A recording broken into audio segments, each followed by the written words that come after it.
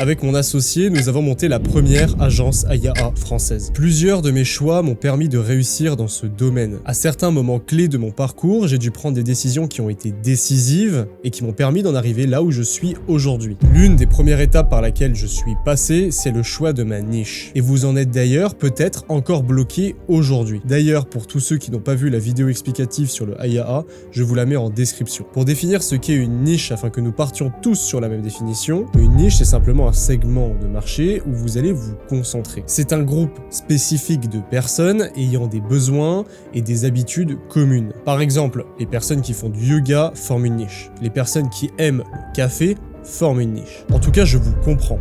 Il peut être très difficile de choisir une niche dans le AIAA. Et ça, c'est assez paradoxal, parce que le marché, il est nouveau. Le problème, c'est qu'il est tellement nouveau que ça nous donne envie d'être partout à la fois. Je précise que je n'ai pas trouvé ma niche par magie. Il n'y a pas un génie qui est sorti de la lampe et qui m'a donné la bonne voie et la bonne niche à attaquer. J'ai tout simplement et bêtement suivi 5 étapes, 5 principes très importants pour choisir une bonne niche prometteuse. Et d'ailleurs, je vous donnerai à la fin de la vidéo la niche qui est pour moi la plus prometteuse dans le AIAA. Le premier critère, c'est le pouvoir d'achat. Un pouvoir d'achat élevé signifie forcément que les entreprises ont les capacités financières d'investir dans vos services d'automatisation.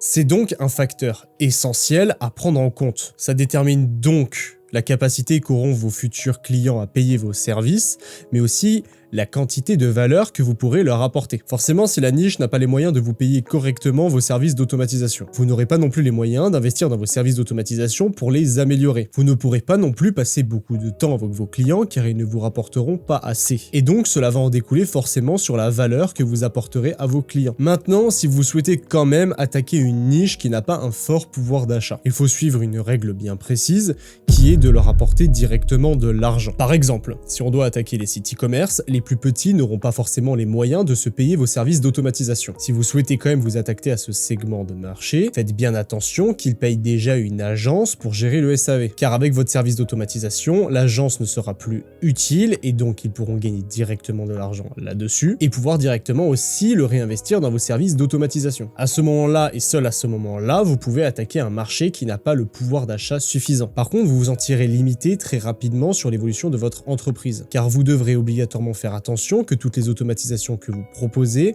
fassent gagner directement de l'argent à vos clients. Et donc, vous vous fermerez à tout un panel d'automatisation qui font gagner beaucoup de temps à vos clients. Pour donner un exemple, si vous choisissez de vous lancer dans les restaurants, vous pourriez penser que certaines de vos automatisations soient très intéressantes pour eux. Mais en contrepartie, ils n'ont pas forcément les moyens de se payer vos services. D'un autre côté, par exemple, la niche des banques semble plus judicieuse. Pourquoi? Parce qu'elles ont beaucoup plus de pouvoir d'achat et donc forcément peuvent se permettre vos services. Pour le deuxième critère, il faut faire attention que votre niche soit facile à cibler. Quand on parle de facilité de ciblage, cela signifie simplement la facilité dont on a à trouver des informations sur celle-ci sur Internet. Pour savoir si une entreprise est facile à cibler, ça va dépendre de plusieurs éléments, comme la taille de la niche ou tout simplement la présence en ligne des entreprises sur les réseaux sociaux. Par exemple, si on choisit de cibler les agences de graphisme, ces agences ont généralement une forte présence en ligne. Elles sont aussi souvent présentes sur LinkedIn. Il sera donc très facile pour nous d'atteindre les dirigeants des entreprises. Bien évidemment, si les dirigeants sont disponibles sur LinkedIn, cela va faciliter grandement notre prospection. Par contre, prenons un cas extrême, si on choisit les épiceries, il sera bien plus difficile pour nous de trouver des informations sur celles-ci. Je fais juste une petite pause dans la vidéo pour vous préciser que j'ai créé un serveur Discord sur le AIAA. Dedans, nous allons parler absolument de toutes les problématiques que rencontrent les agences et il y a même dedans un channel qui va vous permettre de télécharger des templates réalisés par mon équipe sur BotPress. Je précise que tout ça est bien évidemment gratuit, même les templates. Pour le troisième critère, on va parler de la taille du marché. La taille du marché, elle est très importante et elle définit tout simplement le nombre d'acteurs qu'il y a dans un marché. C'est-à-dire que plus il y a d'acteurs dans le marché, plus il sera facile pour vous de trouver de futurs clients. Et le plus important, c'est aussi le fait que vous pourrez plus facilement évoluer dans cette niche. Si la niche est trop petite, vous aurez facilement fait le tour. Par exemple, vous pouvez choisir de cibler les sites e-commerce. Les sites e-commerce, il y en a des millions et des millions dans le monde, donc sa taille de marché est très grande. À l'inverse, si vous vous spécialisez dans les cabinets d'avocats en droit pénal, vous vous trouveriez en pénurie de prospects. Pour le quatrième critère, on va parler du potentiel d'automatisation. En soi, le potentiel d'automatisation fait simplement référence à combien de tâches effectuées par des humains pourraient être effectuées plus efficacement par des systèmes automatisés. Plus le potentiel d'automatisation est élevé, plus il y a de potentiel pour votre agence d'apporter énormément de valeur. Donc, si vous choisissez de cibler les sites e-commerce, il y a un potentiel d'automatisation qui est très élevé, parce qu'on peut automatiser énormément de choses. Par exemple, on peut automatiser la gestion du SAV, on peut automatiser la gestion des stocks, ou même on peut tout simplement automatiser leur marketing. Par contre, si on rechoisit le cas extrême, on reprend le cas des épiceries, il y a un potentiel d'automatisation qui est beaucoup plus faible. Pourquoi? Parce que trop de processus nécessitent une touche humaine. Et oui, on n'a pas encore de robots qui vont s'occuper de réaliser la mise en rayon. Donc, le potentiel d'automatisation dans ces entreprises sera beaucoup plus faible. Le cinquième critère, c'est le petit plus, mais qui va faire toute la différence. C'est vraiment ce critère-là qui va vous permettre de prendre une longueur d'avance sur vos concurrents. C'est tout simplement le fait que vous soyez familier avec votre niche. Si par exemple, avant de vous lancer dans le IAA, vous aviez une agence SMMA, il serait très judicieux de se lancer dans la niche du SMMA. Tout simplement parce que votre expérience dans le milieu va vous permettre d'identifier les défis auxquels sont confrontées les agences SMMA et donc forcément les opportunités d'automatisation. A l'inverse, si vous n'êtes pas familier avec la niche que vous souhaitez attaquer, vous aurez beaucoup plus de mal à comprendre leurs besoins et à donc fournir des solutions efficaces. Ça ne veut pas dire que vous n'allez pas réussir dans cette niche, mais par contre ça vous demandera beaucoup plus d'investissement. Maintenant qu'on a vu les 5 critères essentiels pour trouver une bonne niche, on va voir très rapidement 2 critères essentiels pour pouvoir l'attaquer. Si je devais recommencer mon agence et attaquer ma niche, j'utiliserais sûrement la technique du livrable spécifique. C'est simplement le fait de se concentrer sur un service précis et de devenir expert dans notre domaine. Ça peut prendre beaucoup de formes, c'est-à-dire que dans l'IA, dans l'automatisation avec l'intelligence artificielle, on pourrait se spécialiser dans les chatbots, on pourrait se spécialiser dans les newsletters automatisés, sur la génération de contenu, sur les dashboards, etc. etc. En choisissant la technique du livrable spécifique, on pourrait plus facilement communiquer avec nos clients. Donc, au lieu de dire j'automatiserai votre entreprise, ce qui est assez vague, on pourrait tout simplement dire je vais créer ce chatbot spécifique pour automatiser l'intégration des nouveaux employés. En plus de ça, en se concentrant sur un livrable spécifique, on va pouvoir l'améliorer en continu et donc proposer beaucoup plus de valeur à nos clients. Et le petit plus avec cette technique, c'est qu'on va pouvoir se démarquer de la concurrence. Même si je sais qu'actuellement dans le marché il y en a très peu, cela ne va pas durer. Donc, en utilisant cette technique, ça va vous donner un véritable avantage concurrentiel. Le deuxième point est directement lié au point précédent.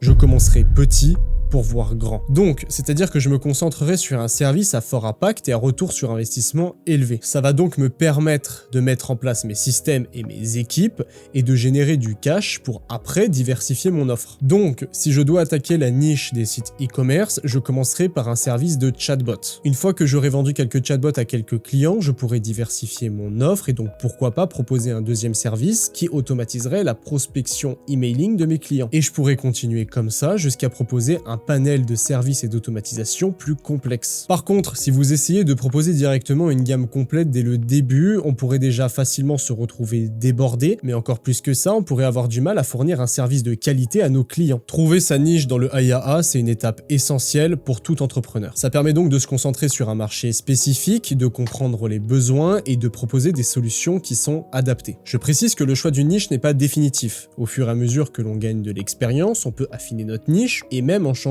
complètement. L'important, c'est de rester flexible aux nouvelles opportunités. Si je devais recommencer mon agence aujourd'hui, j'attaquerais sûrement la niche des conciergeries immobilières. Donc maintenant, regardons si ça correspond aux 5 critères de sélection d'une bonne niche. Les conciergeries, elles ont un fort pouvoir d'achat.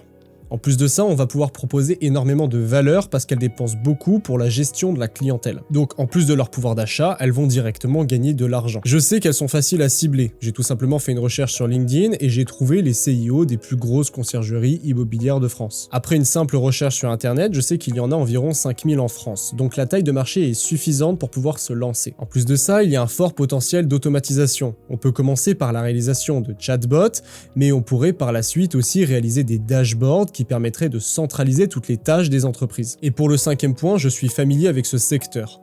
Pourquoi? Parce que j'ai déjà utilisé des plateformes comme Airbnb et Booking.com. Donc forcément, je vois comment ça se passe et je peux comprendre plus facilement les contraintes. Et pour le petit plus, je connais pas mal de personnes autour de moi qui ont déjà utilisé ces plateformes, donc je n'aurai aucun mal à trouver des témoignages qui sont honnêtes. Bon, maintenant que je sais qu'elle répond aux 5 critères essentiels et que je sais donc que c'est une bonne niche, comment est-ce que je l'attaquerai? Déjà, je chercherai le moyen moyen de leur apporter le plus de valeur le plus rapidement. Pour le cas des conciergeries, je pense que c'est la réalisation d'un chatbot pour automatiser leur gestion de la clientèle. Ce qui est bien, c'est que la réalisation de chatbot est l'automatisation IA la plus facile à réaliser. Donc forcément, je ne prendrai que très peu de risques sur le point de vue technique. Donc je me focaliserai sur la réalisation de chatbot et j'axerai ma communication là-dessus. Je ne dirai donc pas j'automatiserai votre conciergerie, mais plutôt j'automatiserai votre gestion clientèle avec la réalisation de mon chatbot. Enfin du moins je trouverai une phrase qui soit un peu mieux niveau marketing et j'axerai à fond ma communication là-dessus et je foncerai tête baissée sur cette niche et sur cette offre. Pour toutes les personnes qui sont allées jusque-là, bravo, c'est que vous êtes vraiment intéressés par le IAA. Pour ceux qui sont intéressés, j'ai créé un serveur Discord qui est en description où on va parler d'absolument toutes les problématiques que peuvent rencontrer les agences. Dans le serveur automatisation, on va donner des templates sur BotPress qui vont vous permettre de réaliser vos premières ventes. Je précise que tout sera 100% gratuit.